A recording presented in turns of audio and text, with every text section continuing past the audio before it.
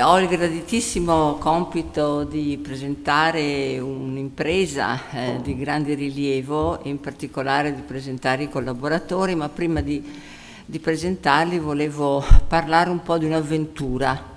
Consultare un dizionario, andare in cerca di una parola, di un lemma, è sempre un'avventura, un viaggio nella geografia, nella storia, nella cultura di una nazione.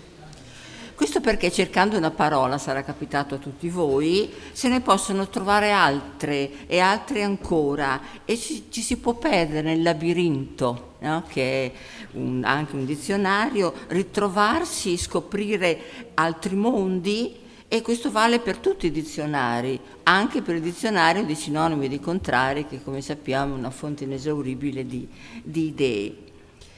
E quando dicevo alle mie studentesse, ai miei studenti, aprite a caso una pagina di un dizionario, a caso, e cercate una parola a caso.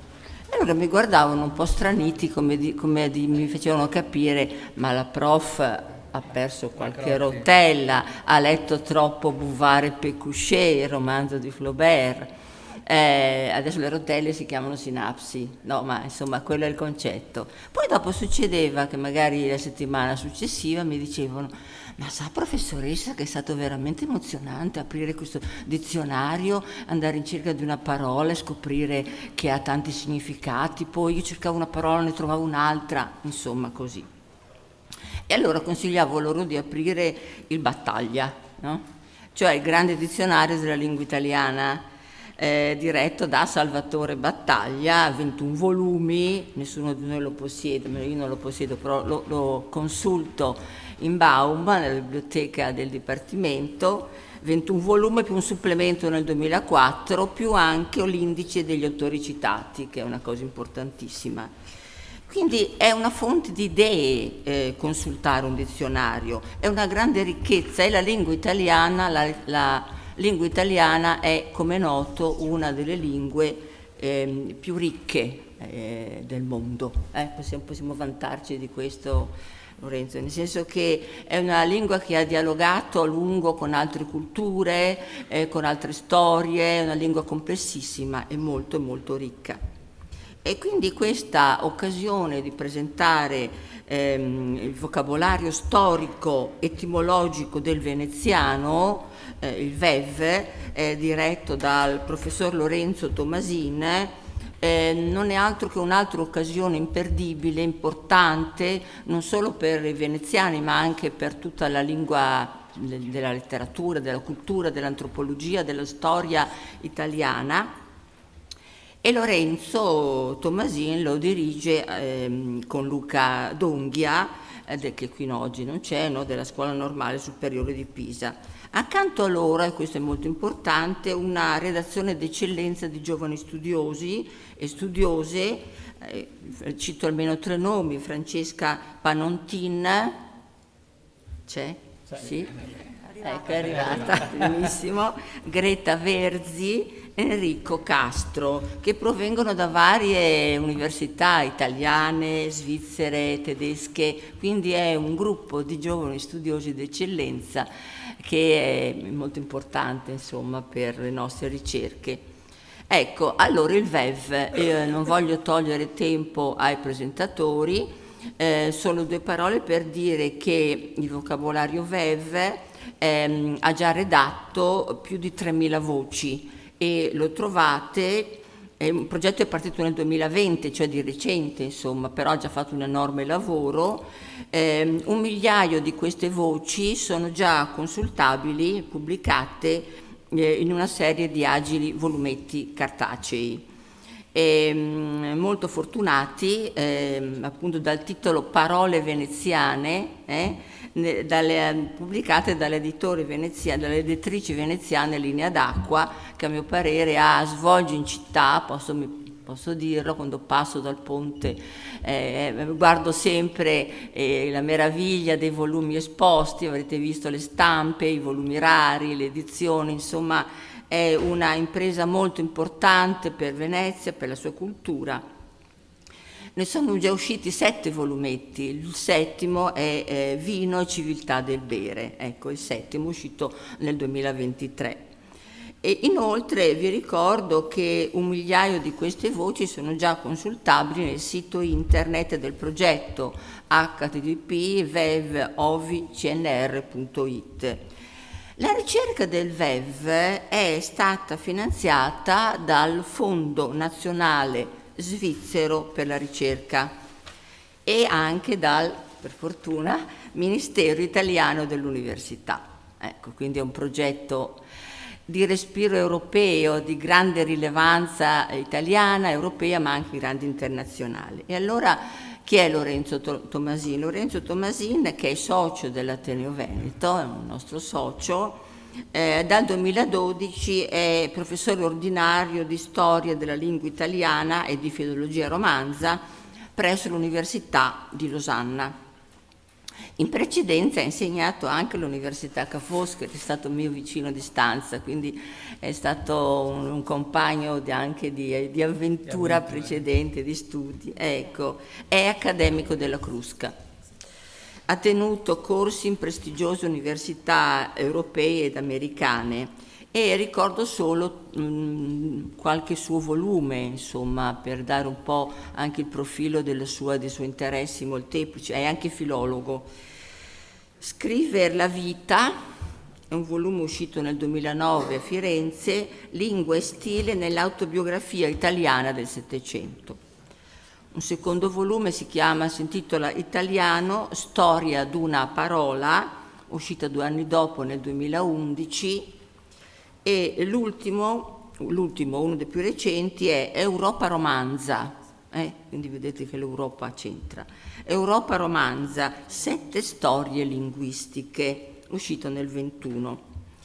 Ma voglio solo dire un'ultima cosa prima di dare la parola a loro, di uno studioso come Luca D'Onghia, che dirige insieme appunto a Lorenzo questo grande progetto, che è qui che non è con noi oggi è in spirito, però volevo citare un suo volume. Ecco, questo volume ha questo titolo, è uscito da Esedra nel 2011. Un'esperienza etimologica veneta per la storia di Mona. Ecco, quindi insomma devo dire che questo è un'altra pagina importante del progetto loro, della cultura, del progetto che portano avanti. Quindi do subito la parola a loro, ringraziandovi per la presenza in un giorno così un po' buriana. C'è la parola buriana nel VEV? Sì, ci sarà, ma ci sarà. Non credo che ci sia già, ma ci sarà sicuramente. Benissimo, grazie.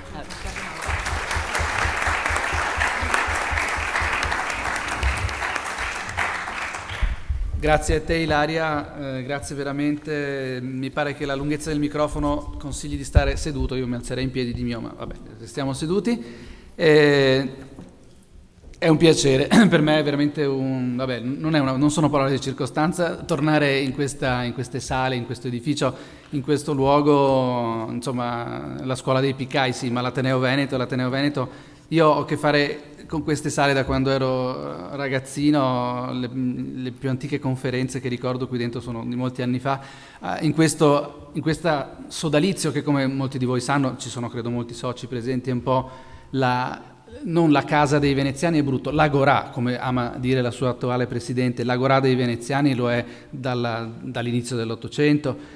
Insomma, è un luogo che per noi veneziani vuol dire molto e vuol dire molto per chiunque abbia a cuore questa città. Io sono, l'ha detto Ilaria, sono socio di questa amicizia, di questa società dell'Ateneo Veneto. Mi piace dirlo, dal 2001, grazie, e lo divenni grazie a una persona che tutti ricordiamo con affetto e con simpatia, che era Gian Antonio Paladini, che fece il gesto assolutamente incauto e per l'epoca, insomma, di volermi tra i soci dell'Ateneo, ma spero che non se ne sia pentito. Il VEV, il vocabolario storico-etimologico del veneziano, è alla sua, vi stupirà scoprirlo, ma è la sua prima uscita pubblica a Venezia. L'abbiamo presentato a Padova, l'abbiamo presentato a Belluno, in varie circostanze anche telematiche come usa oggi, ma che io sappia, a Ca' Foscari, ma a porte diciamo semichiuse, nel senso che era comunque un seminario universitario, è la prima volta che a porte aperte a Venezia presentiamo quest'opera, e questo pure insomma ci emoziona un po'. Ilaria Crotti ci ha messo del suo umiliandoci con il riferimento al grande dizionario del Battaglia, che chi di voi lo conosce sa che se lo mettiamo su questo tavolo parte da lì e arriva fin lì. Noi insomma, ecco, questo è quello che abbiamo fatto noi, quindi no, ne manca uno perché ovviamente c'è stato il colpo di scena per cui ne manca uno all'appello, ma non è grave. Non è esattamente, arriva, ecco, è arrivato benissimo, che è quello tra l'altro che contiene la parola mona, ecco, appena citata, perché è giusto, è quello dedicato alle parolacce. Grazie, eccolo qua, mancava l'appello. Però insomma cresceremo, come ha già detto Ilaria, è un lavoro che abbiamo iniziato da 4 anni insieme al mio fratellino e compagno di ventura già citato Luca D'Onghia, e che abbiamo preventivato, abbiamo messo in cantiere di far durare almeno 20 anni, quindi abbiamo investito 20 anni della nostra vita, ne sono passati ancora solo 4, quindi siamo ancora abbastanza all'inizio. Però comincia già a vedersi qualche risultato, e quindi credo che il VEV sia pronto per mostrarsi anche pubblicamente proprio nella sua città. Vocabolario storico etimologico del veneziano. Il fatto che ci sia una sigla che non è perfettamente, non riflette perfettamente il suo scioglimento, perché si dovrebbe VEV non è esattamente l'abbreviazione di storico etimologico, dovrebbe essere VSEV, mostra che l'imperfezione è uno dei caratteri, è voluto naturalmente, e mostra che l'imperfezione è uno dei caratteri fondanti di un'opera del genere. Sicuramente entro la fine di questa sera qualcuno alzerà la mano e dirà: c'è questa parola? No, non c'è. Ma non avete messo anche... No, non l'abbiamo messo. Abbiamo tempo, abbiamo ancora 16 anni davanti e quindi possiamo recuperare molto, non tutto, però sappiamo già fin dall'inizio, fin dal primo giorno, fin dal titolo dell'opera, che si tratta di un'opera necessariamente imperfetta. Però, come tutti i vocabolari, come è stato detto da Ilaria poco fa, è un'opera che si presenta e aspira ad essere un luogo in cui perdersi, appunto, un mare magnum che per chi studia o per chi pratica le lingue è qualcosa di simile a quello che sono gli Atlanti per quelli a cui piace la geografia. Delle opere che sono da sfogliare e da scoprire ogni giorno. Allora, che cos'è un vocabolario storico-etimologico del veneziano e perché ci è venuta l'idea di fare una cosa del genere?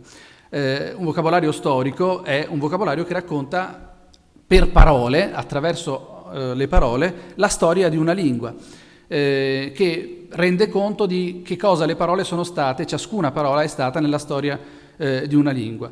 Che cosa vuol dire etimologico? Prima della storia visibile e documentata di ciascuna parola, di ciascuna lingua, in questo caso del veneziano, c'è una preistoria, c'è un'origine antica delle parole che il lessicografo, così si chiama chi si dedica a queste cose, si incarica di ricostruire, e quindi di ciascuna parola noi raccontiamo la storia documentata, quella che si può vedere nella tradizione del veneziano, su cui adesso dirò qualche cosa, e l'etimologia, cioè la storia, la preistoria, quella che non si vede ma che presuppone l'esistenza di questa parola, cioè in molti casi la sua discendenza dal latino, che, non dimentichiamolo, è l'origine, è il padre di tutti i dialetti italiani. Mettiamo subito fuori campo un pregiudizio molto diffuso che i dialetti italiani siano dei figli minori o dei figli dell'italiano. No, i dialetti italiani, come l'italiano, come la lingua che sto parlando, sono discendenti diretti del latino, ciascuno di essi, e quindi anche il veneziano. Ecco, il veneziano ha è un caso particolare per molte ragioni, naturalmente, siamo quasi tutti veneziani in questa sala, quindi non c'è bisogno di spiegarlo, cioè perché è il nostro dialetto, e questo già lo rende particolare, ma lo è anche per altre ragioni.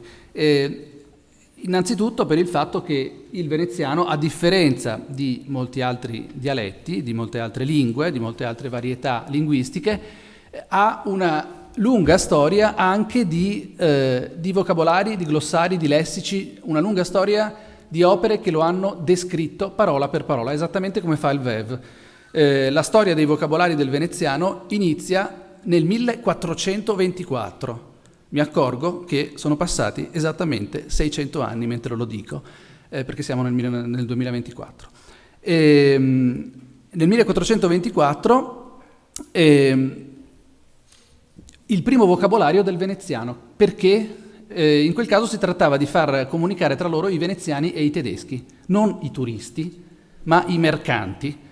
I vocabolari redatti in quella circostanza erano vocabolari bilingui per mettere in comunicazione, appunto, dotati anche di manuali di conversazione con cui si immaginava l'immagine del tedesco, ovviamente ubriacone, che parla con la cameriera del baccaro e si fa portare... Vabbè, la storia inizia lì e prosegue ininterrottamente fino a oggi, perché ogni anno, quasi ogni anno, esce un nuovo vocabolario o del veneziano in senso stretto o, per esempio, non so, l'ultimo che è uscito credo sia quello del Chioggiotto, ma insomma l'area veneziana produce in continuazione ed è stato così lungo tutti questi 600 anni.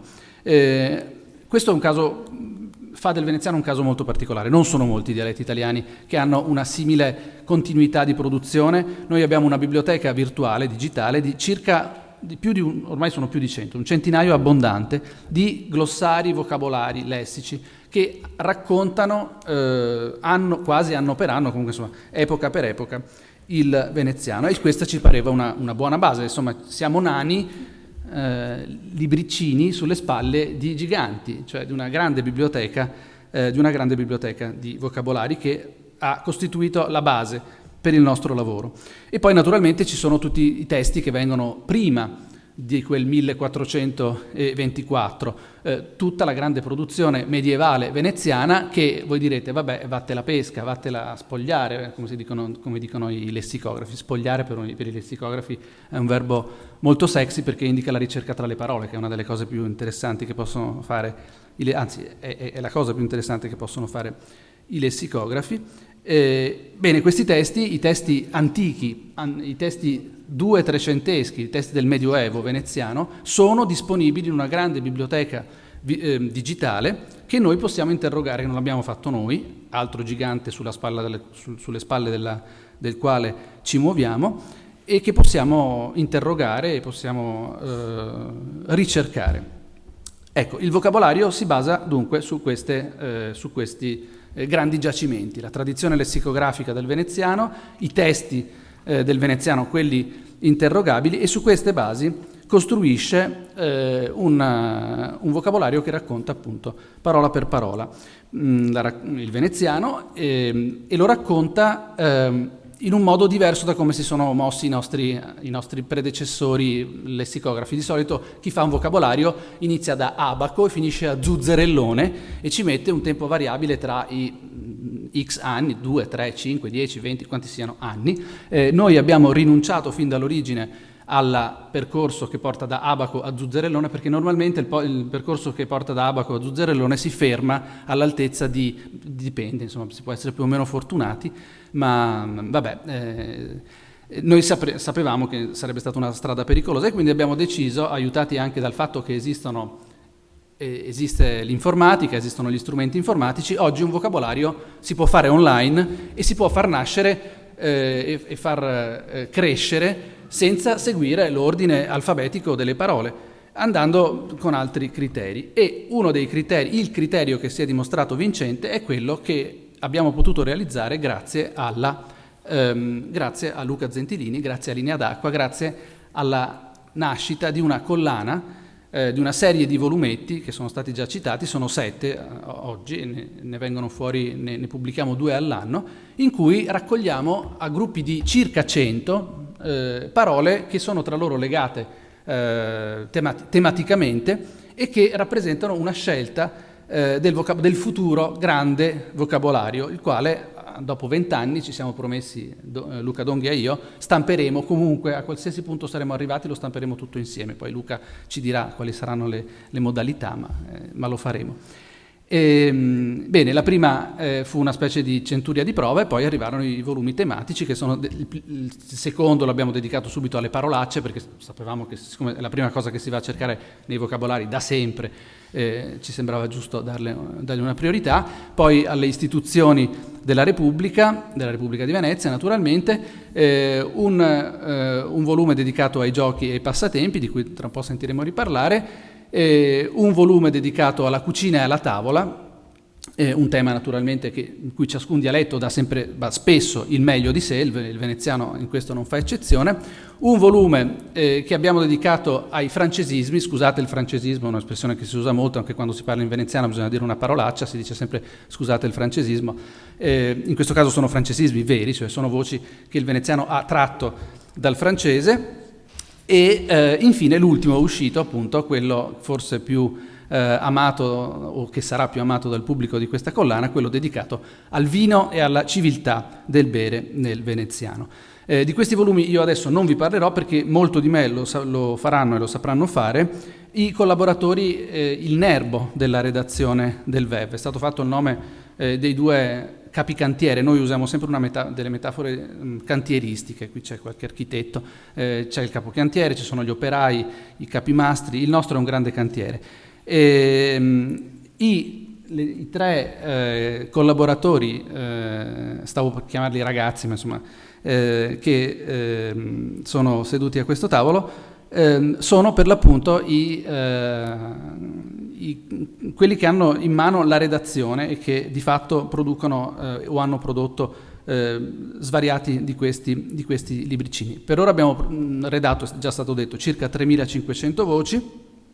Ci attendiamo di arrivare a 4.000 per la fine di quest'anno, che sarà un anno importante dal punto di vista dei finanziamenti, dal punto di vista dello statuto che il nostro progetto ha agli occhi dei finanziatori della ricerca. Anche questo è stato detto. Questo progetto, questo cantiere non sarebbe mai nato senza il Fondo Nazionale per la Ricerca svizzero, a cui poi si è, devo dire, meritoriamente accodato anche il Ministero dopo, con calma, ma il Ministero della Ricerca italiano, e chissà magari con ancora maggiore calma, perché non si sa mai che anche le istituzioni locali forse prima o poi, chissà, da Venezia potranno arrivare a dare una mano. Bene, quello che seguirà adesso sarà attraverso la voce, non mi ricordo in che ordine abbiamo detto, Greta per prima, attraverso la voce di Greta Verzi, di Enrico Castro e di Francesca Panottin, sarà una presentazione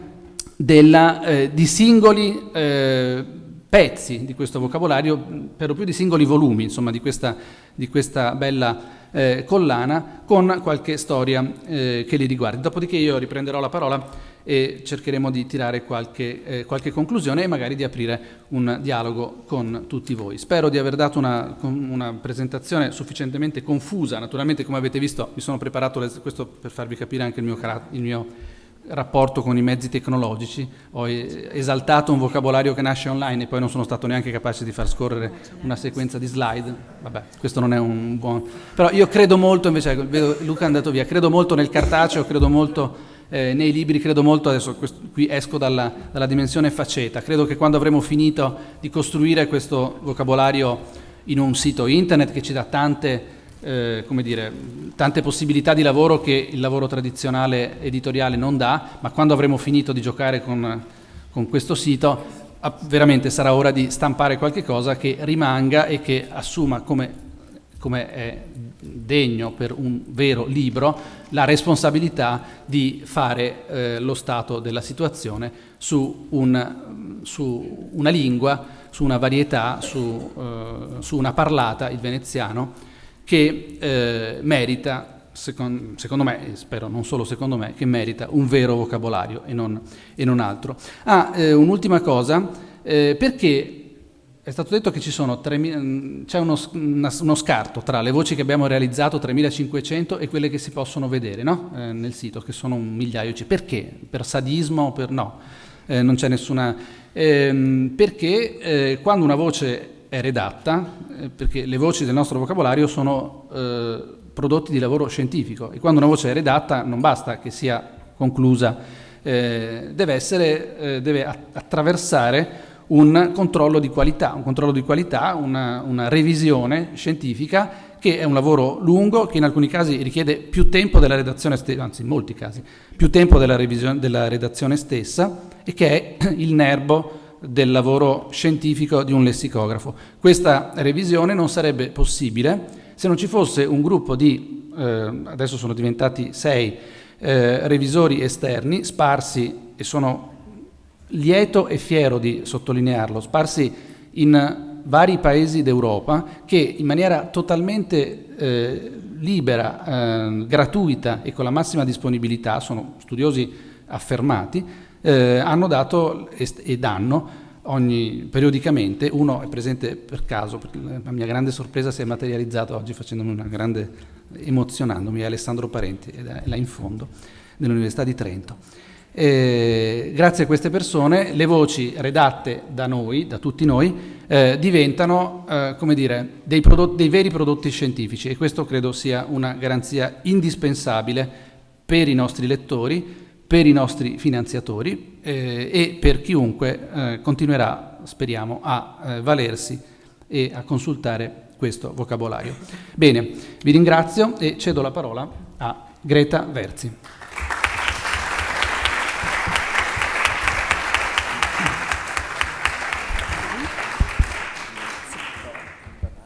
Sì, dovrebbe andare. Ok.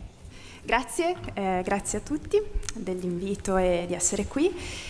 Io vi parlerò del terzo volume, del terzo volumetto della serie Parole veneziane, che si intitola Le istituzioni della Serenissima, ed è appunto un volume dedicato al diritto veneziano. Quindi sono 100 voci del diritto veneziano, questo in blu. Sono belle anche le copertine con tutti i colori così sgargianti e diversi, e sono 100 voci del diritto veneziano, appunto. È ovviamente un assaggio di alcuni degli attori principali della vita politica veneziana, delle figure di spicco e delle cariche e istituzioni più o meno conosciute della Serenissima. Lo studio del lessico giuridico veneziano è interessante per vari motivi, e ne è un esempio il nostro avvocato Giuseppe Boerio, che nel suo dizionario del dialetto veneziano raccoglie, che tra l'altro è il nostro lemmario di riferimento, che forse non era stato detto, ma diciamo che è la nostra base, una delle nostre fonti principali, nonché il nostro lemmario di riferimento, e all'interno del suo dizionario del dialetto del veneziano dà particolare importanza alle voci, ai termini giuridico-istituzionali, e che vengono curate con particolare attenzione e cura. L'impiego del volgare in ambito giuridico istituzionale a Venezia risale all'età medievale e si sviluppa nel corso dei secoli nella cancelleria veneziana e nel foro veneto in un modo del tutto peculiare qui a Venezia, e risulta un unicum nel panorama italiano. L'uso del volgare come lingua dello Stato e dei tribunali è uno degli elementi caratteristici della Repubblica. Infatti il dialetto veniva impiegato nelle arringhe degli avvocati fino al XVIII secolo, e proprio nel corso del Settecento le arringhe degli avvocati più famosi e importanti venivano pubblicate proprio in veneziano. Poi in realtà i documenti e le pratiche venivano scritte in italiano, ma con l'impiego di molti termini tipicamente veneziani che sono diventati dei tecnicismi giuridico-amministrativi. La situazione di Venezia dal punto di vista legislativo è particolare fin dalle sue origini, perché nel suo sistema giudiziario, nel suo sistema normativo, raccoglie sia elementi della tradizione giuridica bizantina, soprattutto nel suo primo periodo, e poi nel corso del XIII secolo ci si avvicina sempre di più al diritto romano.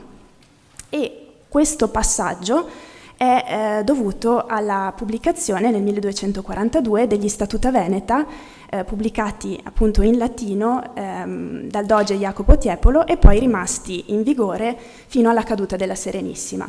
E quindi questi statuta risultano essere la base del diritto veneziano.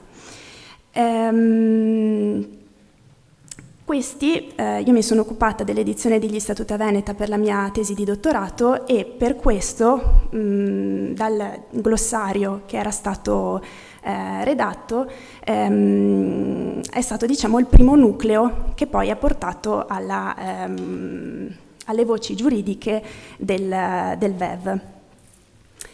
Quindi qui abbiamo il nostro doge Jacopo Tiepolo.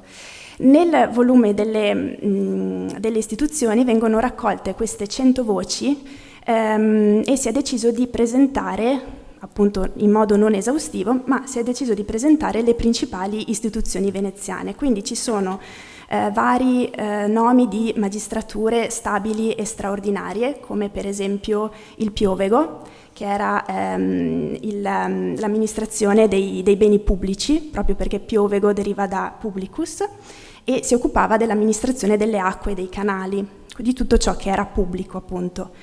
Ci sono vari nomi di tribunali, come per esempio la Corte del Forestier, che si occupava degli stranieri, di uffici con giurisdizioni particolari, come ad esempio le cazzude, che deriva da cadere, perché era l'ufficio amministrativo che si occupava dell'esazione dei debiti caduti in pena, e quindi cazzude proprio per questo, che deriva da cadere. Oppure il Saliner, la magistratura dei provveditori al sale, i sovrintendenti alle saline, e poi sono raccolti, insomma, vari organi legislativi, civili e criminali, con i vari rappresentanti delle varie magistrature e istituzioni, registri, raccolte di leggi, quindi per esempio capitolar, mariegola, che era il registro nel quale venivano scritte le leggi delle confraternite e delle corporazioni delle arti, e poi varie altre figure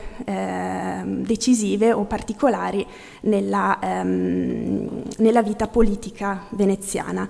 Ci sono poi voci tipiche della terminologia relativa al sistema di elezione delle varie cariche pubbliche, come tessera o ballotin, che vedremo dopo, o vari titoli onorifici che a Venezia assumono significati particolari o propri, come il Serenissimo, che a Venezia appunto era il doge. Adesso vorrei accompagnarvi tra alcune voci del vocabolario, e vorrei proprio partire dalla voce dose. Qui abbiamo appunto il doge Jacopo Tiepolo e questa, appena si carica, questa è la voce che si può trovare nel sito. Vi presento un attimo la struttura della voce. Abbiamo il lemma d'entrata, dose, così come viene preso dal dizionario del Boerio, il significato numerato con la categoria grammaticale, in questo caso doge supremo magistrato della Repubblica di Venezia, una sezione, questa, dedicata al corpus VEV, quindi al corpus medievale di cui parlava prima il professor Tomasin, tratto dall'opera del vocabolario italiano. Quindi le attestazioni medievali veneziane e venezianeggianti sono raccolte qui in ordine cronologico. La sezione, diciamo, centrale, che è quella dove vengono raccolte le attestazioni del corpus lessicografico e eventualmente del corpus dei testi in veneziano, che sono un gruppo di testi che utilizziamo quando il corpus lessicografico lascia delle lacune in qualche secolo, principalmente il 400 e il 600. Non abbiamo molti repertori lessicografici e quindi ci vengono in aiuto i testi in veneziano. Poi abbiamo una sezione dedicata alle locuzioni, eventuali locuzioni o costrutti particolari. In questo caso mi piace mostrarvi i dosi in Zenochon, che sono i doji in ginocchio, che significa zecchini, e proprio perché, come spiega Boerio, in essi viene rappresentato il doge inginocchiato davanti a San Marco. E quindi queste sono le locuzioni dove abbiamo dei significati particolari. Poi abbiamo eventuale materiale paremiologico e i proverbi di fatto, come per esempio pane nose magnar da dose, polenta e pan magnar da vilan, e vengono tutte riportate in questa sezione. Poi in questo caso abbiamo un secondo significato più generale, e quindi il doge come sovrano di un popolo o di un territorio. Anche qui con le varie ripartizioni, il corpus medievale, la parte diciamo lessicografica e poi le locuzioni. C'è anche un'altra parte dove si può, questa fascia, in cui si possono avere delle altre notizie, le varianti fonomorfologiche che vengono registrate qui, la prima attestazione ad seculum, l'etimo, appunto, l'etimo in sintesi, di cui appunto si parlava prima, un dizionario storico e etimologico. Qui abbiamo la base latina e poi il rimando alle fonti lessicografiche, e una nota dove vengono raccolte eventuali discussioni etimologiche, nel caso ci fossero delle voci particolarmente difficili da ricostruire, oppure delle informazioni storiche o curiosità. E poi c'è la sezione dei derivati e composti, dove vengono raccolti appunto i derivati dal nostro dilemma di base. Qui abbiamo per esempio dogar, quindi durare in carica come doge, doseta, la nuora del doge, che Mutinelli precisa che chiamavansi pure dosete tutte le altre femmine appartenenti per parentela al doge, e poi abbiamo la dusessa, che è la moglie del doge in carica, che però era più comunemente conosciuta come dogaressa. Dogaressa però ha un'altra base etimologica e quindi noi la trattiamo a parte. E vi mostro brevemente la voce. Dogaressa è una voce appunto autonoma, e nella parte etimologica appunto vediamo che c'è un'altra base etimologica.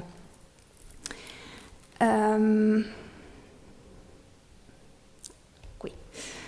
Allora, il doge, qui da Jacopo Tiepolo passiamo a Ludovico Manin, che è l'ultimo doge, e lo vediamo nella sua veste dogale, che veniva chiamata dogalina.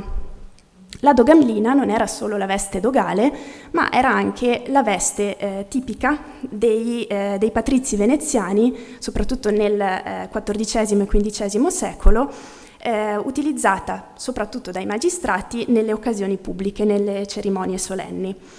Quindi ci sono due significati anche qui del termine dogalina, uno prettamente dogale del doge, e l'altro invece più generico. Non apro la voce per motivi di tempo, vorrei andare un po' più avanti, ma la dogalina appunto veniva utilizzata nelle occasioni pubbliche e nelle cerimonie solenni.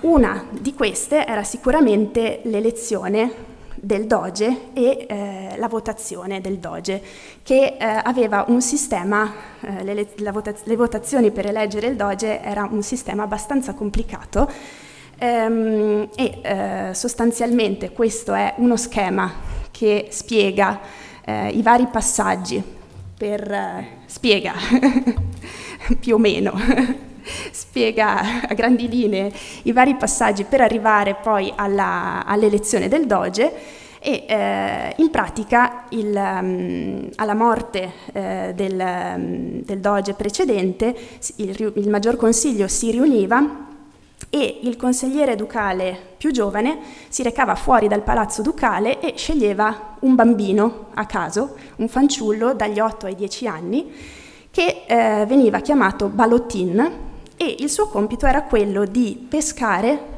dall'urna le balotte, che erano appunto dove erano contenute i nomi dei vari consiglieri. Ne venivano pescati prima 30, da questi ne venivano sorteggiati 9, questi 9 ne eleggevano 40, ne venivano pescati 12 e avanti così fino ad arrivare ai 41 che poi eleggevano effettivamente il doge. E il ballotin era questo fanciullo, ballotin appunto che deriva da balota, la sfera di piccole dimensioni che in questo caso veniva utilizzata per le elezioni, ed era il fanciullo scelto per le estrazioni delle balotte durante le votazioni. Veniva anche insignito della carica di segretario ducale.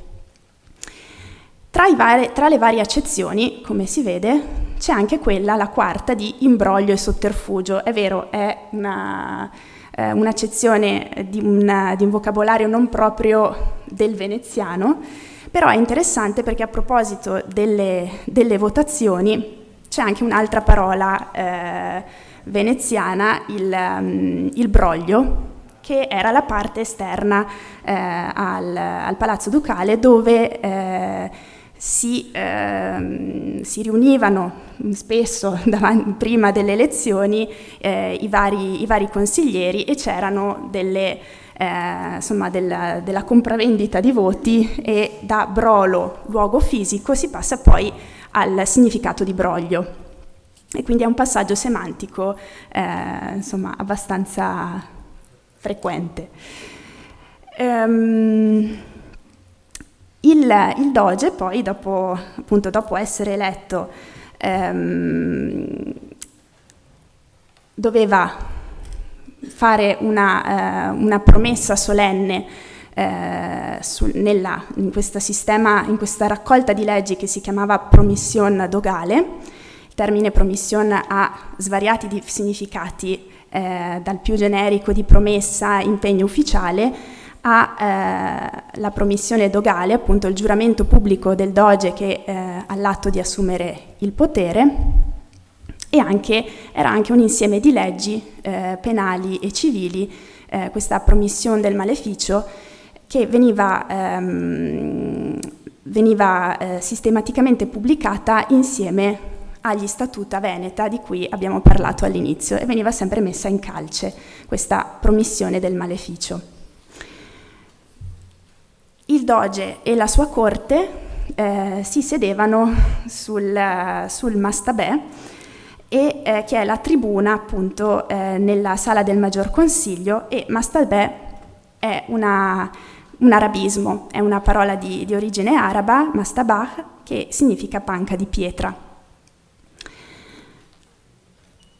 E abbiamo parlato brevemente del doge, del Maggior Consiglio, della corte del doge, e l'ultima cosa di cui vorrei parlarvi è del Senato, che a Venezia si chiama Consiglio dei Pregadi o dei Pregai.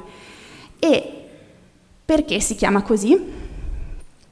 Perché, questa è la voce Pregadi, che sono appunto i membri del Consiglio Consultivo Legislativo detto Senato, e appunto il Senato della Repubblica di Venezia. Boerio ci spiega perché si chiama Consiglio dei Pregadi, con nome vernacolo dall'antico uso che il doge mandasse a pregare o richiedere alcuni patrizi a sua scelta di convocarsi presso di lui per consultarli negli affari di Stato, quando egli aveva grandissima autorità.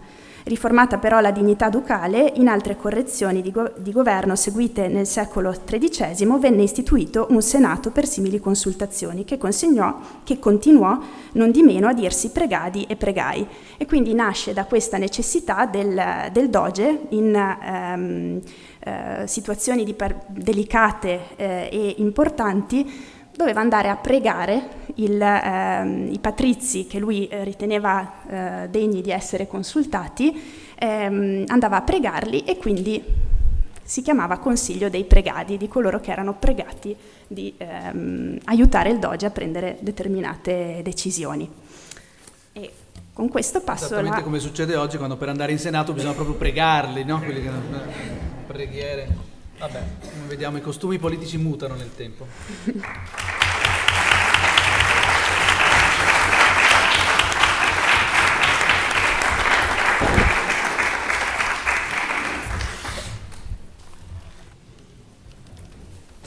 Sì, buonasera a tutti, anche io ringrazio per l'invito. Mi permetto solo di dire a chi è lì in piedi che qui c'è qualche posto libero, visto che abbiamo fatto il tutto esaurito, almeno stiamo comodi. Ecco, io vi racconto invece qualcosa del libretto che ho curato io, che è il numero 4, che riguarda i giochi e i passatempi, e mi permetto di aggiungere anche qualche divagazione, come dire, extralagunare, nel senso che il tema ludico si presta molto anche a un approccio comparativo anche con altre varietà notoriamente venete nella fattispecie, ma anche come vedremo interessanti per tutta l'Italia dialettale, ecco.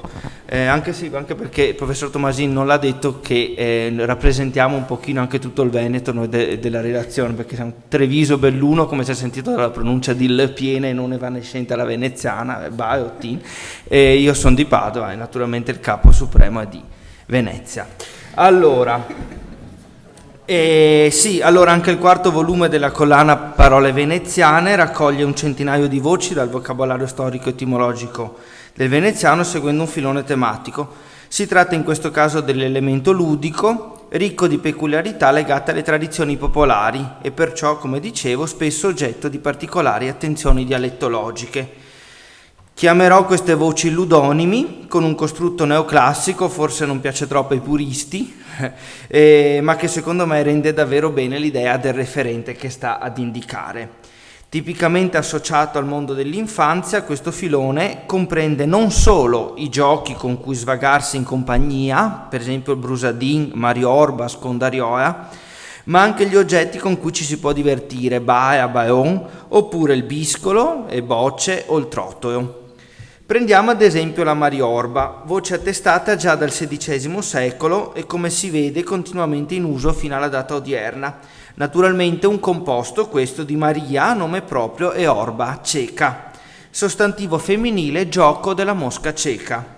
Il nome ovviamente è presente nella locuzione giocar a mariorba o a mariorbola, giocare a mosca cieca, attestato sin dal 1553, riportato da Cortellazzo, vocabolario del veneziano, secolo XVI. Il ludonimo si presenta alternativamente nella forma Maria Orba o Maria Orbola, composta questa volta con orbola, diminutivo in olo, di orbo appunto. L'alternanza fra forma alterata e forma di base è naturalmente da intendersi solo morfologica, non di significato, cioè solo di forma. La parola compare all'interno del campo semantico dei giochi infantili e l'uso di diminutivi, capirete, è assolutamente produttivo. La voce è attestata con varie alterazioni di orbo anche in altre parti del Veneto, veronese ad esempio in Trentino, nonché in tutta Italia, tanto che l'Atlante Italo-Svizzero volume 4 dedica alla tavola 743 proprio al giocare al mosca cieca. Il gioco della mariorba è collegato da un lato alle figure della tradizione cristiana, quali la Vergine o Lucia di Siracusa, martire protettrice della vista, lo sapete bene qui a Venezia, ce l'avete qui, no? E dall'altro ai nomi popolari dati agli insetti ritenuti dalla cultura popolare ciechi anche in alcune parti della loro vita. La mosca, e appunto abbiamo l'italiano mosca cieca, la coccinella, e coccinella in veronese si dice proprio mariorba, ma anche la gallina, la capra, la vacca, la gatta quando ha partorito, la merla, il rospo e ovviamente l'orbettino, nomen omen. Seguendo la Linnei, questo ludonimo è di fatto un iconimo magico religioso, cioè questo ludonimo, così come le filastrocche che spesso lo accompagna, deve essere interpretato come una cristallizzazione di riti pagani o proto-cristiani. Voglio dire, nel caso della mariorba, in cui si mima una fuga da una signora cieca che cerca di afferrare i malcapitati, ci troviamo di fronte a nient'altro se non all'atavica fuga degli uomini di fronte alla morte, che può afferrarci da un momento all'altro. Il gioco consiste nel dare la caccia con gli occhi bendati dopo essere stati colpiti. Nella finzione del gioco la persona bendata rappresenta proprio Maria la cieca, Maria l'orba, la quale viene invitata dalla persona che l'ha colpita a riprendersi l'anello perduto. A questo punto la prima persona che Maria toccherà dovrà prendere il suo posto. Già in Muazzo, cioè in un'opera del 1767, per poi essere ripreso più volte, si legge una filastrocca con cui ha inizio il gioco, che nella versione chiogiotta, pressoché uguale alle altre, suonerà così. Mariorba, cosa aveu perso? Un anello castelao? Vegni da mi che lo trovao. Non serve tradurre, credo. Ma è sorprendente, concorderete con me, che tanto il nome di gioco quanto la filastrocca, ripeto, già attestata nel 1767, e la sua tradizione non può che essere orale, cioè di bambino in bambino, siano noti ancora nel 2022 a informatori dialettali che hanno riconosciuto la Mariorba come la variante locale, almeno nel nome, del gioco della mosca cieca. Tuttavia, i giochi e i passatempi hanno a che fare con tutte le età. Il bobò, l'impao e manatoe sono appannaggio dei più piccoli, il caorio, a garbinela e a lotta, Caurio, giusto, sì, esattamente. La garbinella e la lotta sono uno svago per i ragazzini più grandi. Il bobò, ad esempio, è interessante per la stringa significante, cioè per la parola, no? Per la forma, perché ricalca la lallazione dei nostri bambini, con la classica struttura semplice di parola bisillabica, consonante vocale e ossitonia finale, cioè accento sulla fine. La voce si presenta nella locuzione, per esempio, andare a bobò, in groppa, cioè al cavallo o al bue, un gioco in cui si fa finta di avere un animale su cui ci si metterà a cavalcioni. In alcuni casi però l'etimologia è confusa, ad esempio nel ludonimo caorio, gioco che mi dicono farsi a Venezia ancora da un po' più grandini, diciamo età scuola media, che indica il tuffo nell'acqua, specialmente a testa in giù, in seguito al quale si nuota per un certo tratto sott'acqua e vince chi va un po' più chi va più lontano, e mi dicono che si fa ancora fuori in laguna. Non qua di certo. Seguendo lei, lessico etimologico italiano, sarebbe un derivato di capora, cioè con un plurale medio latino, diciamo irregolare, di caput, testa, a cui è unito un suffisso ivo. Tuttavia, Alessio nel 1936 ricostruisce una forma caporivus, cioè pertinente al capo, mentre Cortelazzo invece ritiene che sia un composto di cao, capo, e rio, canale, quindi ci si butta, no? A testa in giù nel canale. E capite che in questo caso siamo ai limiti dell'etimologia popolare, cosa comunque che da un nostro punto di vista resta fondamentale per capire il senso che poi i parlanti ci danno e su cui ricostruiscono quotidianamente il significato. Dicevo, i giochi e i passatempi hanno a che fare con tutta l'età, ma sono soprattutto gli adulti a dedicarsi ai giochi di carte. Sarebbe stato impossibile però esaurire la trattazione di tutti i giochi di carte, e nel libretto se ne dà solo un assaggio. Molti giochi sono ancora vivi nelle case veneziane, o meglio nei baccari, come la bacceca o la bassetta, il cavacamisa, il cressiman, rubamazzetto, cressi, crescere, mano, cioè vince chi cresce maggiormente la propria mano, no? Cioè quello che ha nella propria mano, oltre 7. Di contro, non per tutti i giochi di carte però si è riusciti a ricostruire dettagliatamente le regole, trattandosi spesso di pratiche ormai cadute in disuso. Parlo ad esempio del camufo, della concina o del panfil. Sono state inserite anche alcune voci indicanti mosse, situazioni particolari che si vengono a creare mentre si gioca, la barzigola o la crica. Oggetti, luoghi utilizzati nel gioco, specie d'azzardo, il dao, il dado, le puglie, la puntata, il redotto, la casa dell'azzardo. Le persone coinvolte, il baro, il baioner, il marcer, quello che segna i punti, o ancora il nome assegnato ad alcune carte come la besabesa. Questo è divertente perché la voce indica principalmente la vulva, la mona. L'accezione 2 è dovuta al fatto che nelle carte trevigiane, utilizzate sin dai tempi della Serenissima, la carta del 2 di spade è rappresentata proprio da 2 spade arcuate, scimitarre invertite, io le ho descritte nel campo della nota, che intrecciano fra loro la punta con l'elsa, creando così effettivamente un ovale con due estremità a sesto acuto, e questo disegno, concorderete, ricorda la forma della vulva. L'ettimo è incerto, complicatissimo. Si riscontra lo stesso termine per vulva mona anche in veronese, nonché la stessa base anche in altre zone d'Italia, in emiliano psepsa, in piemontese psapsa. Quest'ultima indica tanto un uccello chiamato zigolo giallo, Emberiza citrinella per Linneo, quanto di nuovo l'organo femminile, esattamente come, se ci pensiamo, passera in italiano, che indica sia il volatile che di nuovo l'organo genitale.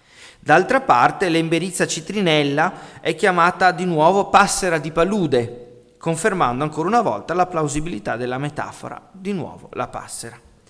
Il mondo dei giochi mostra ancora una volta il complesso sistema di relazioni che Venezia intesse in tutta Europa. In molti casi le denominazioni di gioco vengono da altre culture.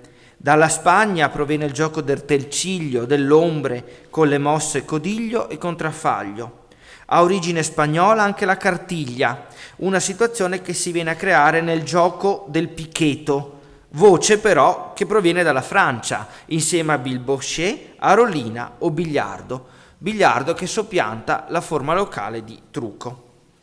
Ora, ricordiamoci che stiamo redigendo un vocabolario, quindi quando si tratta di una voce di vocabolario in generale si deve mantenere una struttura delle voci più o meno coerente, e cioè basata su criteri semantici che vanno dal generale al particolare.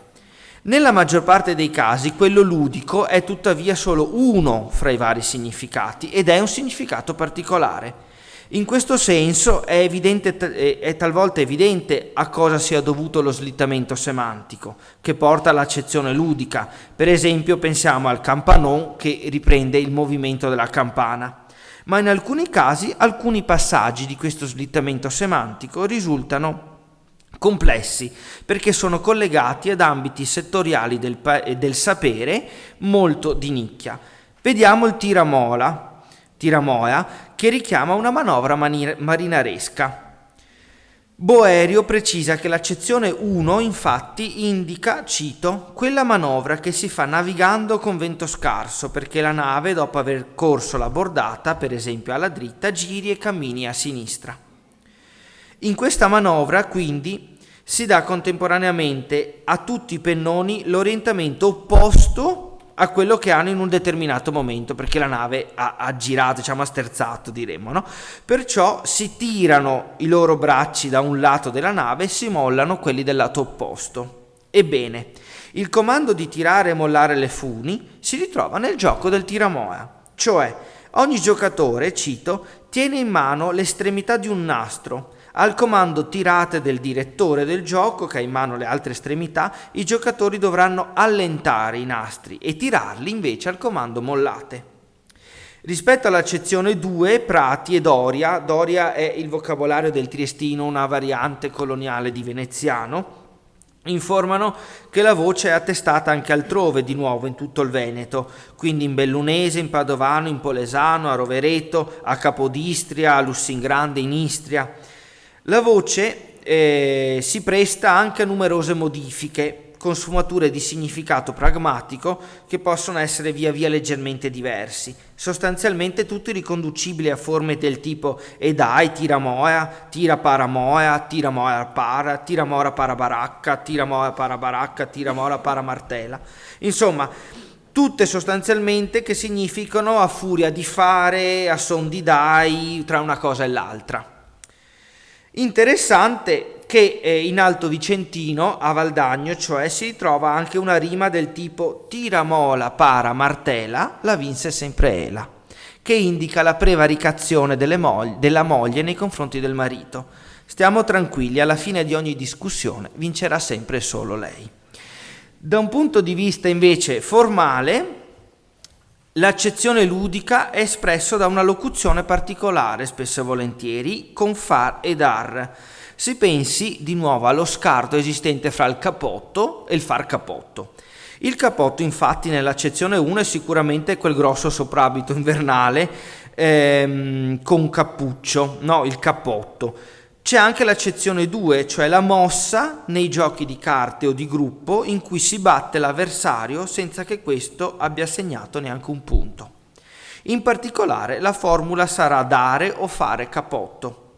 In questa accezione, che si ritrova anche nell'italiano dare il cappotto, il veneziano è un prestito dal francese capot, derivato di cap, nell'espressione être capot, la cappa, correlato passivo di faire capot, in cui si accosta la situazione del giocatore che non riesce a prendere nulla a quella di chi si è coperto con un mantello che gli impedisce la vista e quindi non è in grado di muoversi, venendo quindi così inesorabilmente sopraffatto. Nel ludonimo, e ho finito, dicevamo prima, vengono cristallizzate anche espressioni metaforiche che riprendono antiche immagini, come avevamo iniziato, spesso legate alla sfortuna, diffuse atavicamente in tutta Europa, come nel caso di Calabraghe o del Babao. Parallelamente emergono nella terminologia di gioco anche comuni onomatopee, cucù, o a proposito di parole espressive, di nuovo la ricerca etimologica è messa a dura prova da voci come baosette, biribis, pimpirimpara. Ad esempio il baosette è un suono imitativo che evoca spavento e nel 1693 Mondini lo spiega così: bao baosette, le dise le donne per far ridere i putei, scondendose con la traversa e poi saltando fora con il muso all'improvviso. Mentre Boerio nel 1829 lo definisce così: scherzo per baloccare i bambini, il quale si fa coprendo il volto con che sia, nascondendolo dietro un'imposta o d'altro e dicendo bao bao, poi scoprendolo d'un tratto e gridando quindi sette, al qual atto i fanciullini più volte si scompisciano dalle risa. Il far questo gioco quindi chiamasi far bausette, in italiano dicesi anche far bau bau. Fine della citazione. A ben vedere, guardiamo, ci sono elementi magici, diremmo. Bau è la creatura spaventosa, lo spauracchio, il diavolo, e 7 è uno dei numeri magici cristiani e precristiani. Questa scelta di voci, si è detto, non esaurisce il filone lessicale dei giochi in veneziano. Il suo punto di partenza resta, come per gli altri volumi, come diceva Greta, il dizionario di Boerio, assunto come base per il Lemmario Vev. Tuttavia credo che il risultato può rivelarsi uno strumento utile agli studiosi di veneziano e un'interessante lettura anche per i non addetti ai lavori.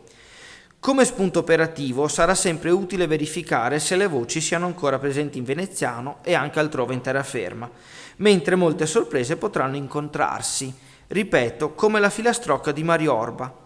Non vi nascondo infatti l'emozione che ho provato quando ho trovato una filastrocca settecentesca ancora viva nella tradizione orale di oggi, quasi 300 anni dopo. E con questo vi ringrazio.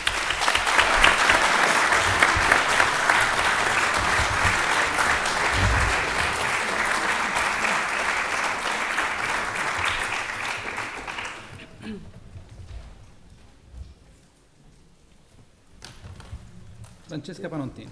Buonasera a tutti, grazie anche da parte mia per l'invito e per la vostra presenza. E dopo gli approfondimenti che i miei colleghi hanno proposto sulle parole del diritto e sul mondo del gioco, vorrei condurvi, con questa mia breve presentazione, virtualmente in un tour enogastronomico per Venezia, e l'occasione è data dalla recente pubblicazione di 2 volumetti appartenenti appunto alla collana di cui abbiamo parlato, dedicati alle parole della cucina della tavola, uscito per cura di Michele Esposto nel dicembre 2022, e l'ultimo appunto, quello uscito pubblicato a dicembre 2023, dedicato al vino e alla civiltà del bere, curato invece da Laura Vailati. Vorrei fare, prima di appunto entrare nel merito di questi 2 libretti, di cui vi farò vedere insomma qualche voce, giusto per dare la misura della tipologia appunto di voci che abbiamo trattato, abbiamo selezionato. Vorrei fare un passo indietro e prendere nel loro insieme questi 7 libretti, anzi forse 6, perché il primo in realtà raccoglie una centuria di voci, la prima centuria di voci redatte, e quindi non segue un criterio tematico. Per gli altri invece, l'abbiamo detto, abbiamo raccolto delle voci intorno a dei temi, e questi temi li abbiamo selezionati scegliendo gli aspetti che maggiormente caratterizzano Venezia, tanto nel rispetto storico-culturale, e da qui le parole del diritto oppure il libretto sui francesismi, quanto in quello delle tradizioni vere e proprie, come è stato per esempio per il libro dei giochi. E in quest'ottica ci è parso opportuno e forse doveroso dedicare 2 volumetti appunto alle voci che riguardano la cucina e la civiltà del bere. Quindi per illuminare questo filone tematico, enogastronomico appunto, che non solo rappresenta un elemento, potremmo dire, costitutivo della cultura di un luogo, e di Venezia senz'altro, ma che negli ultimi anni ha attirato un rinnovato interesse dal punto di vista linguistico e anche lessicografico. Aggiungiamo poi che queste 2 sfere sono massicciamente rappresentate nel corpus lessicografico appunto che seguiamo, e principalmente anche dal Boerio, che come abbiamo detto abbiamo assunto sia come base per la selezione dei lemmi da trattare, ma anche come base per la definizione fonomorfologica delle voci, anche della loro resa grafica, perché è chiaro che le voci, insomma, i termini hanno subito nel corso dei secoli, quindi in diacronia ma anche per questioni geografiche, delle differenze, a livello fonomorfologico ma anche grafico. Sfogliamo dunque questi libretti. Avverto che si tratterà proprio di una carrellata, a volte anche proprio cursoria, per queste voci, perché vorrei dare la misura dell'interesse storico e culturale che appunto il materiale ci offre. Scusate. Partiamo, per quanto riguarda il libro dedicato alla cucina, alle voci, quelle che indicano proprio il cibo vero e proprio, per esempio la frutta e la verdura. In questo caso ho selezionato per voi pisello, perché vorrei farvi vedere le locuzioni. Dalle locuzioni emerge per esempio il risi e bisi, quindi questo piatto tipico della tradizione veneziana, veneta, insomma, che appunto rappresenta un punto di riferimento, insomma, per la cucina. Scusate, vorrei sottolineare che questo è proprio l'impaginazione del libretto, dunque così si legge appunto nel libretto. Un altro tipo di voce, un altro esempio che vi propongo è quello di nosa, cioè la noce. Anche qui è un frutto, quindi una voce, cioè un cibo, che pongo la vostra attenzione specialmente perché ci fa vedere un interessante uso traslato, d'accordo, dei traslati, perché come diceva Enrico Castro prima, per alcuni dei libretti, mi riferisco a quello curato da lui appunto riguardante i giochi, ma anche quello per esempio sulle ingiurie, spesso in quei casi l'accezione ludica o ingiuriosa è secondaria rispetto all'accezione principale, mentre in questo caso, in quello appunto nelle parole della tavola, nella maggior parte dei casi l'accezione, il significato culinario è il primo, e questo è un caso. Però ci sono appunto degli esempi che ci fanno vedere come dal primo significato poi ci siano dei traslati interessanti, e noi li abbiamo sempre registrati, perché è chiaro che diamo conto del significato culinario, ma va da sé che si dà conto anche del resto, ordinato secondo un criterio gerarchico. E dunque la noce indica anche la nosa, indica la noce, quindi il frutto, ma anche il legno, da cui poi anche parte della balestra o del fucile. Poi c'è una serie di significati traslati: colpo e percossa o debito. In questo caso si fa riferimento con ogni probabilità alla durezza del frutto che colpisce, che può far male. E poi c'è anche il significato dell'organo genitale femminile. Il riferimento in questo caso invece è con ogni probabilità alla fattezza del frutto, un frutto che si fende. Quindi in questo caso vedete che tutte le accezioni vengono ovviamente registrate. Passiamo poi a altri cibi. Viene rappresentato in questo libretto ampiamente anche le tipologie di carne, e qua parliamo del fegato, dal latino ficatum, fegato di bestia ingrassata con fichi, e già vediamo che il veneziano, la forma veneziana, mantiene l'accento della base latina.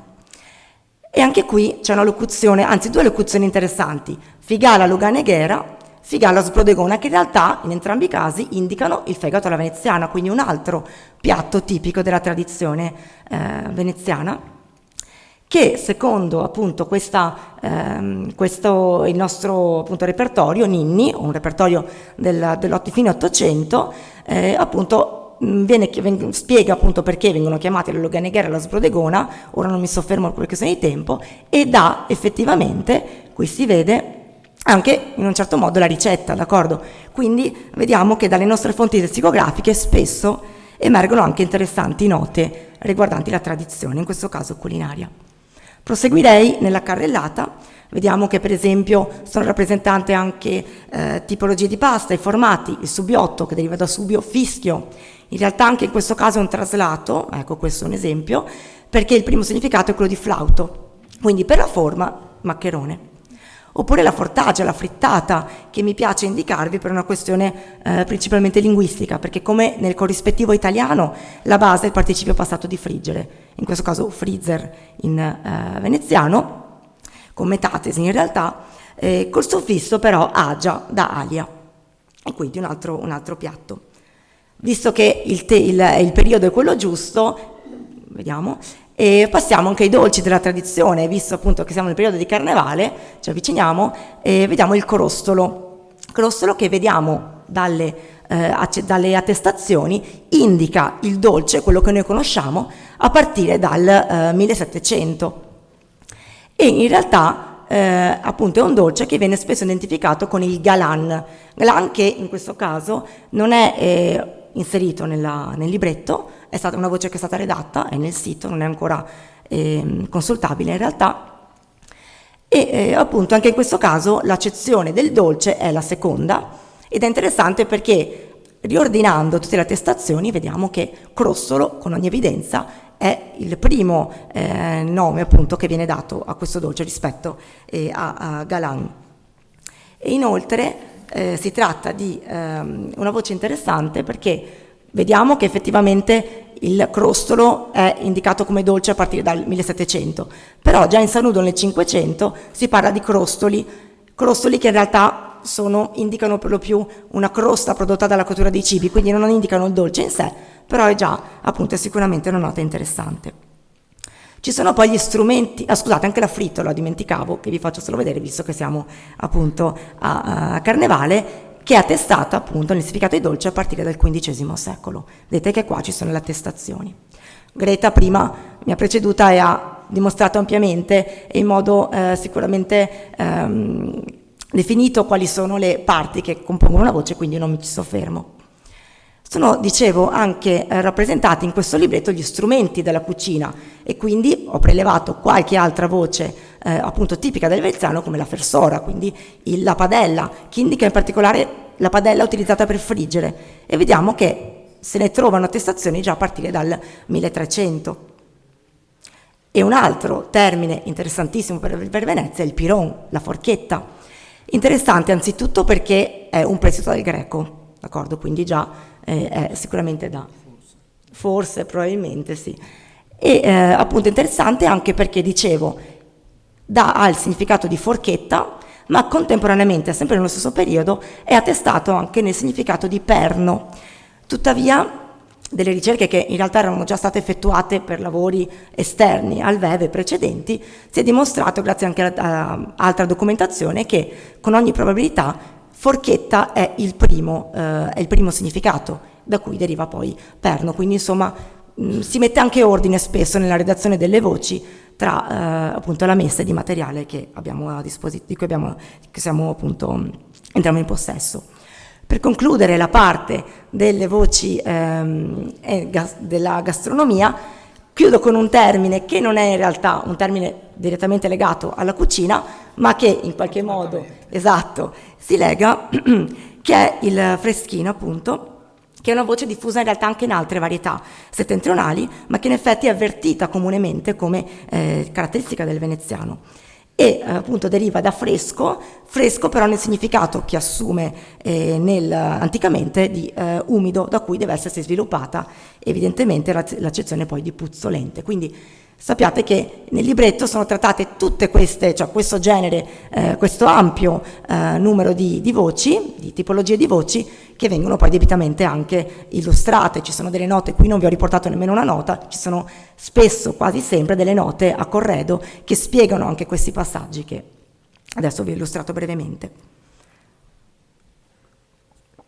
Risultati altrettanto interessanti sono emersi dalla ricerca in campo enologico, e anche in questo caso abbiamo cercato di toccare tutte le sfere del lessico legato all'argomento vinicolo, e partirei con una voce che riguarda un luogo specificamente veneziano dedicato alla rivendita del vino, che è Baccaro, che è una voce interessante per diversi motivi. Anzitutto per i significati, perché il primo significato, vediamo, è quello di vino meridionale, di bassa qualità, ad alta gradazione alcolica, e poi, sempre in realtà nello stesso periodo, assume il significato di mescita di vini, quindi osteria, luogo della rivendita. E questo è interessante perché è sicuro che il secondo significato, la seconda accezione derivi dalla prima, e se anche in questo caso la cronologia delle attestazioni non ci aiuta, sappiamo per vicinanza con altre voci quali Remedio o Malvasia che in effetti di solito insomma si passa dal nome del vino al luogo della rivendita. Ma è interessante anche questa voce per l'etimologia. Non posso soffermarmici troppo, ma in effetti questa, scusate, è una voce dall'etimologia controversa, che è stata trattata dalla lessicografia, da lei per esempio, ed è stata anche è stata oggetto di uno studio recente dedicato proprio a questa parola da Daniele Baglioni nel 2022. Ora non posso entrare nel merito della questione, ma vorrei dire che curando questa voce il redattore, che è Lorenzo Tomasin, in effetti è riuscito a proporre una non nuova, ma insomma a riproporre un'alternativa rispetto a alle ultime ipotesi avanzate, proprio per quanto riguarda l'etimologia. Anche in questo caso ovviamente si rimanda alla nota. Proseguendo, ci sono in questo libretto delle voci dedicate alla descrizione delle mansioni relative al vino, in questo caso canever, che significa, come seconda accezione, cantiniere, chi vende al minuto.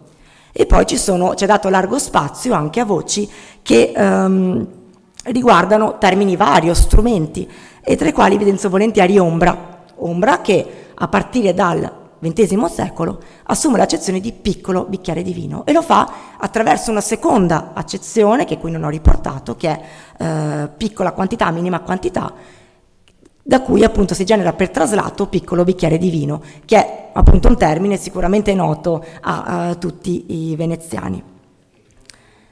C'è poi, non solo, certo, c'è poi, ecco qui sono le attestazioni, continuano. C'è poi uno strumento, il gotto per esempio, il bicchiere, anche questa è una voce in realtà diffusa in altre varietà italo-settentrionali, è attestata a partire dalla fine del XV secolo, e dicevo è sicuramente diffusa nel settentrione, ma in realtà è percepita come venetismo, e ce lo dice il fatto che questa venga registrata in un vocabolario come quello del Carena del 1875, che è un vocabolario dell'italiano, che in nota riporta i corrispettivi in diverse varietà appunto italiane. Proseguo con questa carrellata, mi scuso se appunto risulta molto forse troppo veloce, ma volevo dare appunto la misura di quanto contenuto in questi libretti, che sono senz'altro interessanti. Sono contenuti appunto anche delle voci che riguardano ovviamente le bevande, ciò che si beve. Quindi abbiamo graspa per esempio, che deriva da graspo, cioè da raspo, da acino senza uva, da cui poi il significato di acquavite, di grappa. Abbiamo poi altre voci. Mi piace indicare mistrà, che è un venezianismo dell'italiano. Cosa vuol dire? Una voce veneziana che poi è stata accolta dal lessico italiano. Mistrà indica un liquore all'anice, ed è interessante anche per la questione etimologica. La etimologia in realtà è controversa, e pare in ultimo che sia da riferire a un toponimo greco, Mistra appunto una città del Peloponneso. E poi c'è Sgroppine, che è una bevanda che tutti conosciamo, che è appunto data dal miscuglio di una base alcolica con appunto un sorbetto al limone, che è interessante perché in realtà, come qua vedete, è attestata in tutto il nostro corpus in tutte le nostre appunto corpora, da un solo vocabolario, che tra l'altro è molto recente.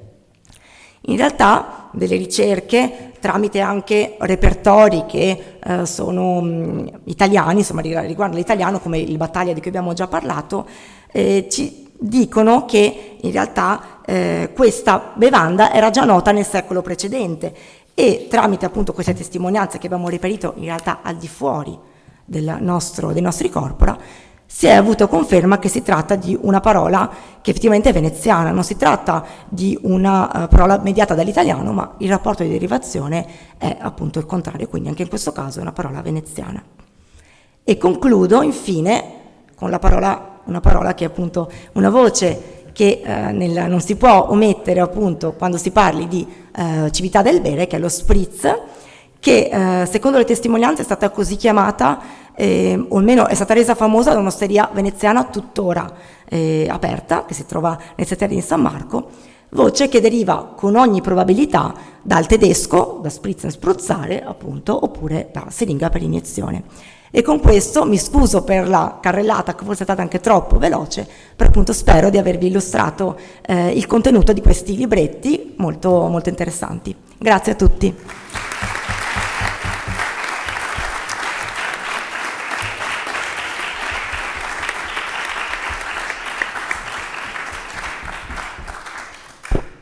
Credo che l'unica cosa di cui debba scusarsi Francesca è di aver messo un aperitivo alla fine, insomma, sovvertendo quello che era l'ordine naturale del menù. Ecco, io spero che questa triplice carrellata e varia, direi, che hanno offerto i nostri 3 redattori del VEV vi abbia dato un'idea di quello che è il nostro lavoro, di quello che è il nostro progetto. Vorrei fare solo un paio di aggiunte geografiche che mi sono venute in mente ascoltando i ragazzi, scusate se continuo a chiamarvi così, geografiche, perché vi sarete accorti, a un certo punto è stato fuori in un paio di circostanze il triestino, qualcuno di voi si sarà chiesto: ma cosa c'entra il triestino in un vocabolario del veneziano? Allora, il triestino è l'estrema propaggine, forse la più lontana propaggine del nostro vocabolario, perché il veneziano ha una storia peculiare, coloniale, di espansione pacifica complessivamente, non imperialistica. Si chiama veneziano coloniale, quello che si parla su tutta la gronda, la costa dell'attuale Friuli Venezia Giulia fino a Trieste, fino all'Istria, perché è una zona di riporto del veneziano, cioè dove il veneziano non è, cioè è arrivato a un certo punto, è stato portato e si è insediato in forme appunto innovative. Abbiamo anche i dialetti della Laguna a cui Enrico Castro adesso si dedicherà ulteriormente con un progetto specifico suo molto interessante su che cosa resta ancora e che cosa va salvato e registrato prima perché purtroppo questo è il destino di molti dialetti in Italia e anche nel nostro quadrante, che cosa va salvato prima che si estingua. I dialetti della Laguna, da Chioggia fino alla Laguna Nord, fino insomma a tutta la gronda lagunare. Questa è la geografia dei dialetti. Poi un'altra annotazione geografica che mi è venuta ed è stata suggerita da quello che a un certo punto ha detto, credo lo stesso Enrico, è che vi sarete resi conto che chi fa il VEV non è necessariamente o non è solamente veneziano. Perché? Perché appunto, la provenienza degli studiosi che hanno parlato prima di me è stata detta, sono Treviso, Belluno, Padova, sì, ma ci sono dei lettori che vengono dalla Germania, ci sono dei collaboratori che vengono anche da più lontano. Le 2 giovani studiose che hanno curato il vino e il cibo sono lombarde entrambe, sono dottorande alla Scuola Normale di Pisa, che quindi insomma con Venezia non hanno un legame particolarmente un legame personale. E questo che cosa suggerisce? Secondo me suggerisce che il veneziano è un patrimonio del mondo. È un patrimonio di tutti, è un patrimonio come tutte le lingue naturalmente, ma come in particolare come le lingue di cultura, che possono essere lette, studiate anche da lontano e anche in queste forme, diventano patrimoni del mondo, di tutti. E credo che tutto possa insegnare l'esperienza di un vocabolario storico-etimologico come quello che stiamo facendo noi, fuorché l'idea che occuparsi di un dialetto significhi richiudersi in un guscio localistico o appunto angusto. Ecco, direi che è tutto il contrario, e con il veneziano è facile capirlo, anche perché con il veneziano fortunatamente si arriva lontano, si arriva in Grecia, si arriva nell'Oriente che è stato evocato. Il veneziano è veramente un patrimonio costruito da molti e per molti. Chiudo, siamo nei tempi che grosso modo che ci eravamo dati, e prima di dare la parola anche a chi vorrà eventualmente intervenire, dicendovi l'ultima idea un po' matta che ci è venuta in mente facendo il VEV, e dobbiamo stare al passo con i nostri competitors, come si dice in buon italiano. I colleghi romani hanno appena sfornato a Roma, i colleghi linguisti romani, un vocabolario del romanesco contemporaneo che dà conto di quello che è oggi il romanesco, diverso dal VEV per impostazione e per struttura. Ebbene, noi non potremo che rispondere ben presto con non un vocabolario del veneziano contemporaneo, la cui sigla sarebbe VVC, che non va tanto bene. Noi ripiegheremo sul dizionario del veneziano contemporaneo, perché DVC va bene, in cui, in una forma diversa da come le avete viste raccontate qui, in una forma più agile, più veloce e più compatta, ci piacerebbe rendere conto del veneziano contemporaneo, cioè del veneziano che oggi si parla e si continua a innovare e a rinnovare. E anche questa è una peculiarità che il veneziano non è l'unico, anche il romanesco è un dialetto vivace e continuamente rinnovato, ma questo vale anche per il veneziano, e vorremmo dimostrarlo proprio con un dizionario del veneziano contemporaneo. Chissà che nei prossimi anni non ci rivedremo in queste sale a tenere a battesimo, come si dice, un DVC. Ecco, io sono veramente molto grato, avrete capito che senza di loro tutto questo non sarebbe stato possibile, senza di loro e senza i molti altri che, meno di loro ma in maniera altrettanto importante, hanno lavorato in questi 4 anni e continueranno a lavorare. È raro nel nostro lavoro avere a che fare con delle grandi equipe. Normalmente il lavoro del letterato è un lavoro di solito abbastanza solipsistico. In questo caso stiamo realizzando un lavoro veramente d'équipe, condiviso, con una squadra giovane, entusiasta e molto stimolante, che per me e per Luca Donghia, l'altro capocantiere insieme a me, è una gioia quotidiana, è una soddisfazione che si rinnova di giorno in giorno. Quindi io vorrei chiudere con un grande ringraziamento a voi e a tutti coloro che insieme a voi costruiscono il VEV. Grazie.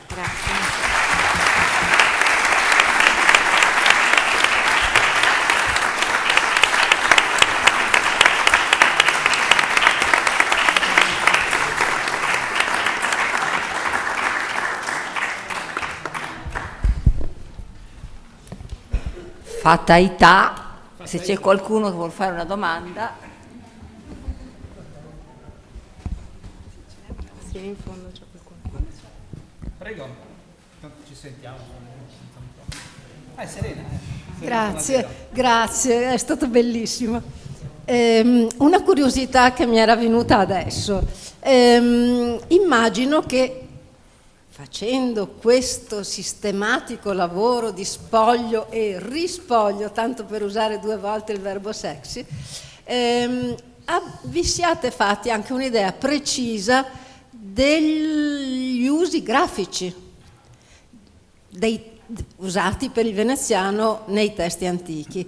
Per esempio, suoni difficili da rappresentare, tipo sciopar. Come sono nei testi originali? Rispondo io? Allora, grazie a Serena, posso ribattezzarti Zarina Fornasiero per questa tua tenuta di questa sera?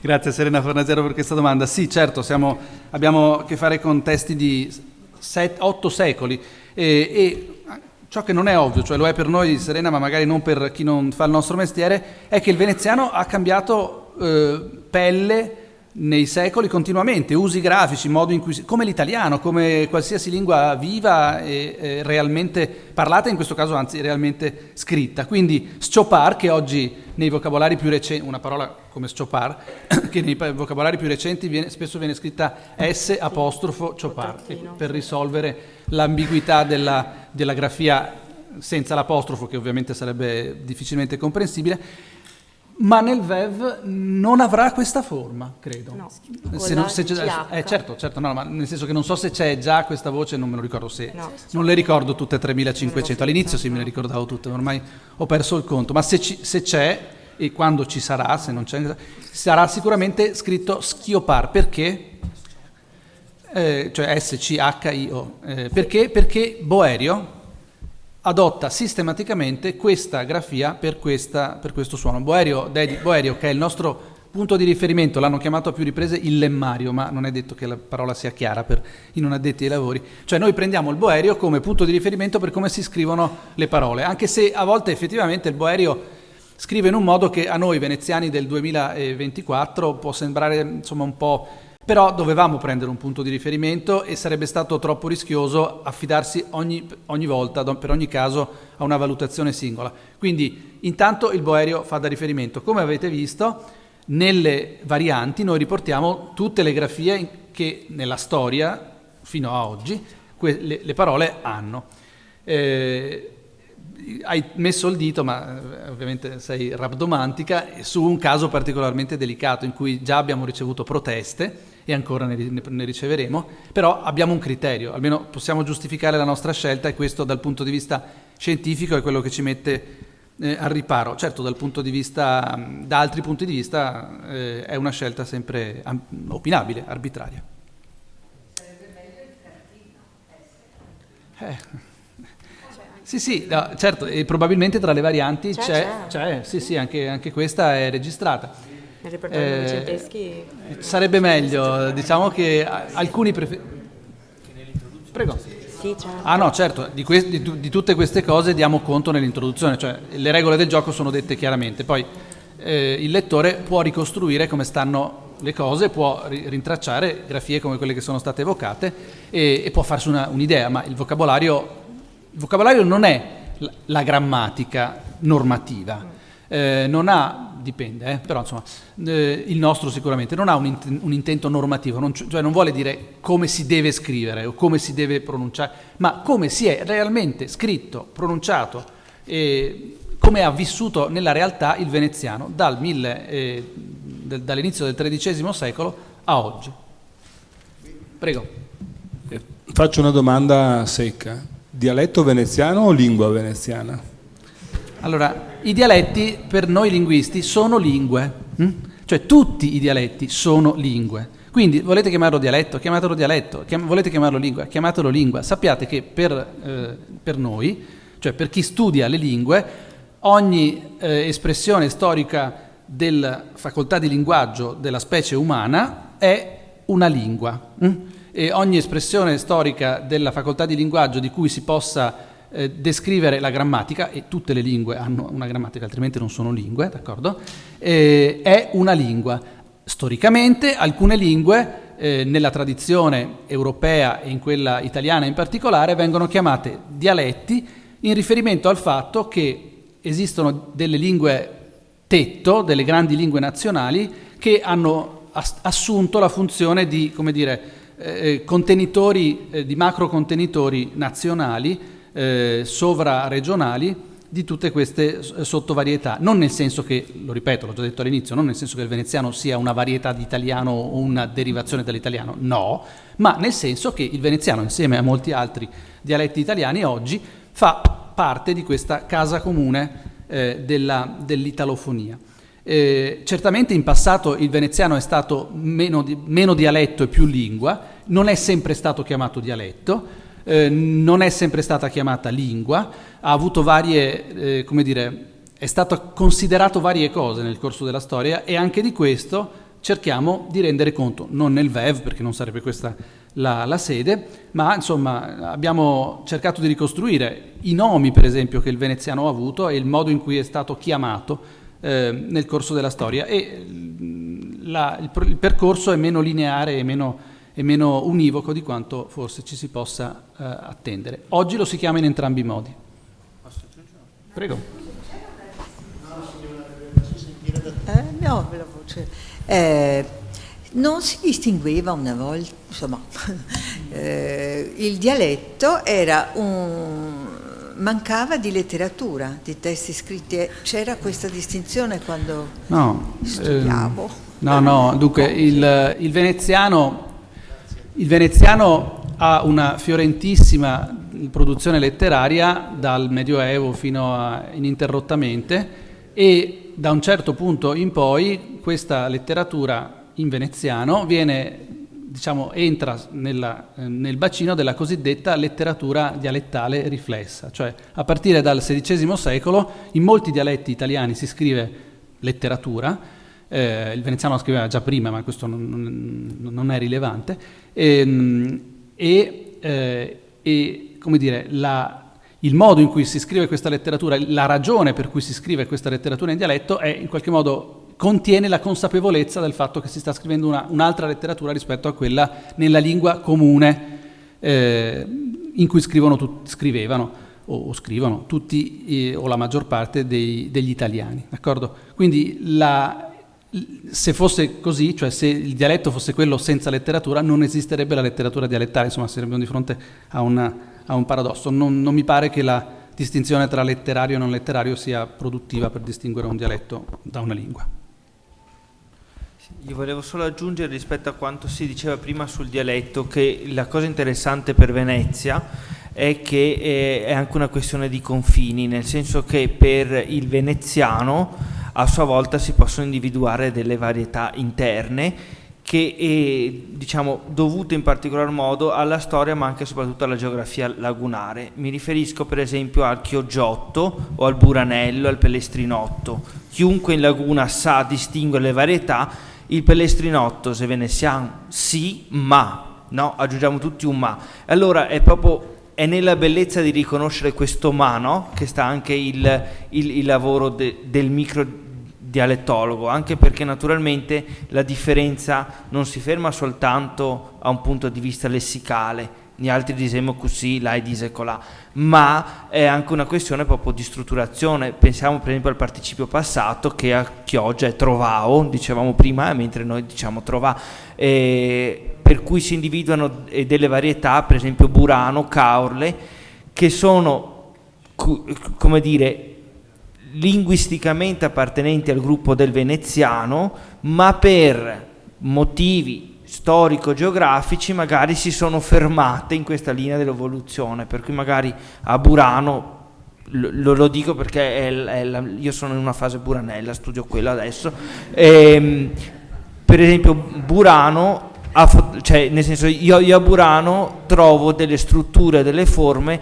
che trovo nel veneziano settecentesco, dopodiché la varietà di città si è continuata a evolvere chiamiamolo così, nel fatto che l'isola di Burano è appunto isolata, letteralmente, si è mantenuta, ma questo è noto in tutta la dialettologia, nei paesi di montagna più isolati, nel senso, nell'Agordino si ritrova il bellunese antico, nulla di noto dialettologicamente, è che è interessante perché in questa laguna in cui tutto è vicino ma anche molto lontano, in realtà è più palese, diciamo, un po' più presente.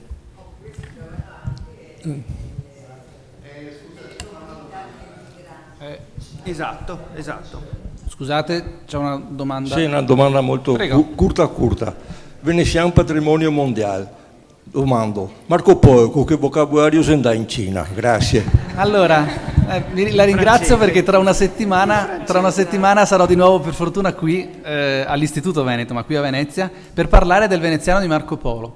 Veneziano di Marco Polo che non conosciamo né mai conosceremo direttamente, nel senso che una cosa sappiamo per certo, Marco Polo a casa sua parlava veneziano, su questo non c'è il minimo dubbio perché era nato a Venezia da genitori entrambi veneziani, scolarizzato a Venezia, almeno tutta l'adolescenza, fino a tutta l'adolescenza è rimasto a Venezia, quindi Marco Polo parlava veneziano.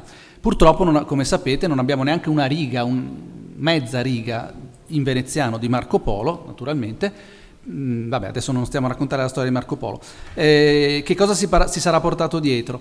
Certamente, come sapete, lui viaggiava con suo padre e suo zio, e io ritengo che con suo padre e suo zio abbia continuato a parlare veneziano fino a Pechino e dove è arrivato, quindi in questo senso ha portato anche il veneziano molto lontano. Non vedo ragione per la quale dovesse parlare con suo padre e con suo zio in una lingua diversa da quella in cui aveva passato tutta l'infanzia.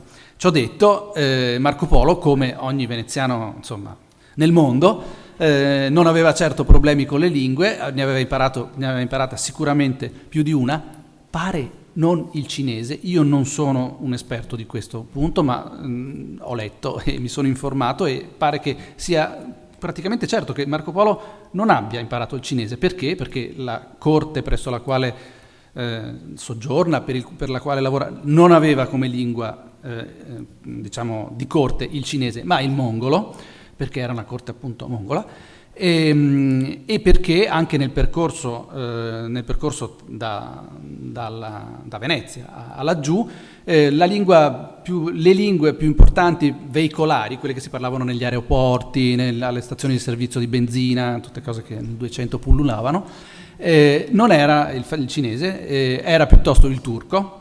Più vicino è il francese nella parte orientale, cioè più occidentale del suo viaggio nel vicino Oriente, e questo tra l'altro spiega il motivo, insomma è una delle ragioni per le quali, come credo sappiate, la sua opera, il suo grande resoconto di viaggio fu scritto non da lui, ma fu scritto in francese, ma mi fermo prima di dirlo perché se quello è francese, mamma mia, vabbè.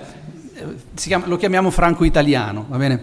È un francese molto addomesticato, molto adattato all'italiano, che non era però la lingua di Marco Polo, ma di chi scrisse per lui, cioè un pisano. Ora i pisani fanno fatica anche con l'italiano, io ho studiato a Pisa, hanno fatica con l'italiano, figurarsi col francese, insomma. Quindi quello che viene fuori, vabbè, insomma, è quello che è. Purtroppo è un ulteriore filtro a quello che possiamo vedere o sentire della lingua di Marco Polo, perché c'è questo plurimo filtro del francese, del pisano, però io credo che, per rispondere alla sua domanda, fino in Cina abbia continuato a parlare veneziano, almeno con i suoi compagni di viaggio.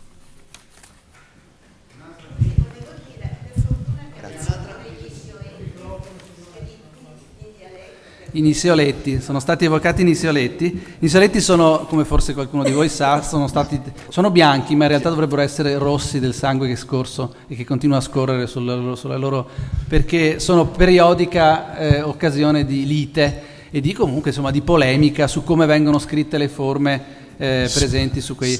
Lì la questione è delicata. Io credo che ci sarebbero dei criteri accettabili e moderati per stabilizzare le denominazioni che sono scritte sui nisioletti, ma i nisioletti sono prodotti storici e come tutti i prodotti storici mutano nel tempo. Se vedessimo i nisioletti i primi ci stupiremmo, perché vedremo molte cose che sono cambiate, anche se impercettibilmente, e vabbè, sono una pagina, anzi molte pagine della storia del veneziano che forse varrebbe la pena di censire con più attenzione. Molto si è perso in realtà. Beh, allora, grazie intanto. Io non avevo intenzione di fare una domanda su questa cosa qua, ma la signora me l'ha servita su un piatto d'argento. Questa è la mia tesi di laurea con il professor Rigo Bianco, quindi se ha pazienza magari dopo, quando mi laureo, le faccio avere una copia, perché io la faccio proprio sui nisioetti, su come dovrebbero essere scritte nell'opinione dei veneziani, eccetera. Sì, ci saluti Rigo se Bianco, vuole mando. Sì, va bene. Quindi se ha tempo magari dopo vorrei farlo un paio, ma così privatamente, insomma. No, la domanda, visto che c'era scritto appunto nel vocabolario storico-etimologico del veneziano, io stando qua studiando a Ca' Foscari ho conosciuto ovviamente degli amici veneziani nativi e ho trovato sempre molto interessante come si combattessero l'un l'altro tra chi è veneziano e chi no. E quindi nel definire veneziano noi è mestrin, pelestrina, ci riferiamo solo ai sestieri, cosa è escluso e cosa grazie. Allora, la risposta breve è: definiamo veneziano e adottiamo come veneziano in questo vocabolario ciò che storicamente è veneziano. però non ho ancora risposto, mi rendo conto.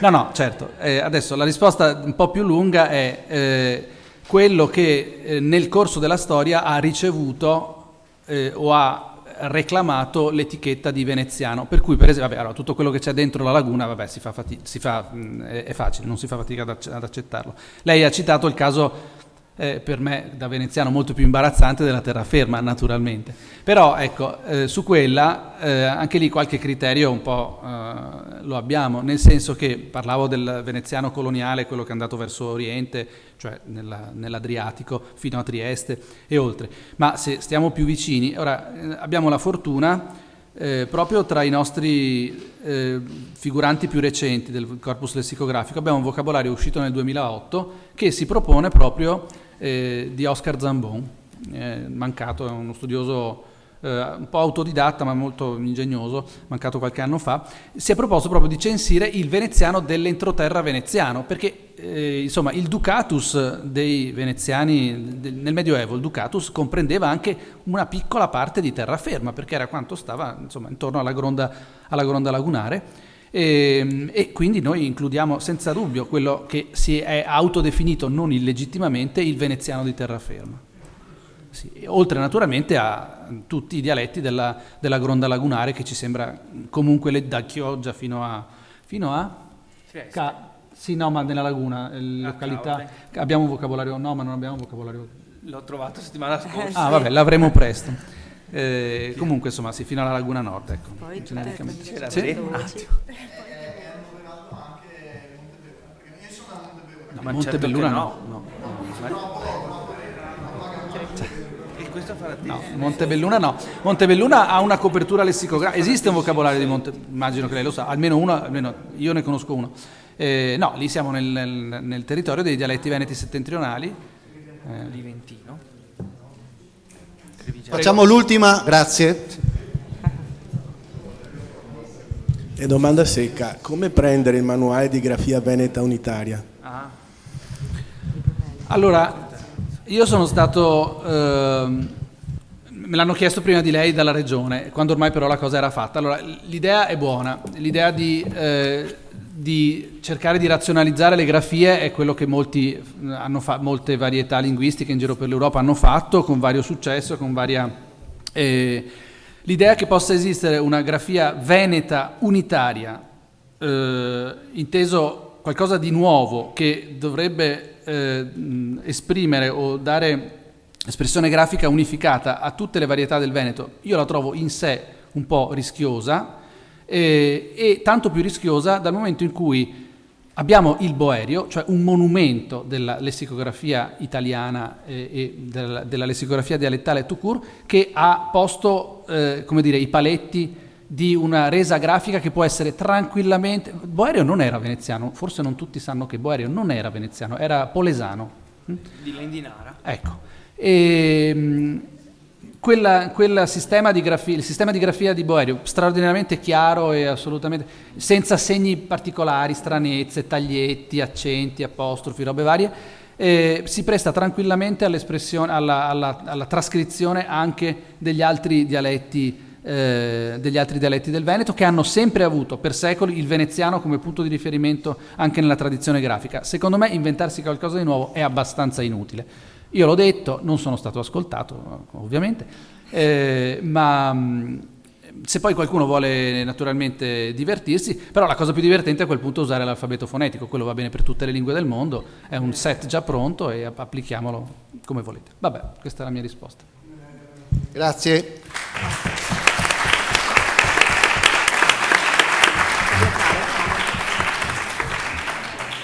Faccio stop?